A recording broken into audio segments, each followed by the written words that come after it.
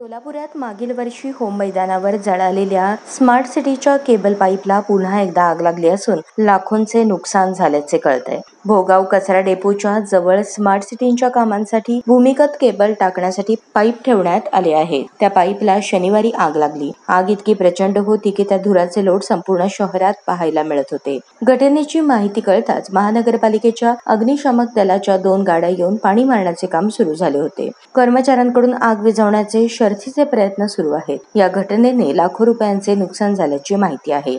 यापूर्वी हे pipe सोलापुरातील home मैदानावर ठेवण्यात आले होते. त्यावेळी या पाईपला असेच दुपारी अचानक आग लागली. मोठ्या प्रमाणात पाईप जळून नुकसान झाले होते. 7 ते 8 अग्निशामक दलाच्या गाड्यांनी पाणी मारून ती आग विझवली होती. यावेळी परिसरातील युवकांनी अग्निशामक दलाला मदत केल्याचे पाहायला मिळाले.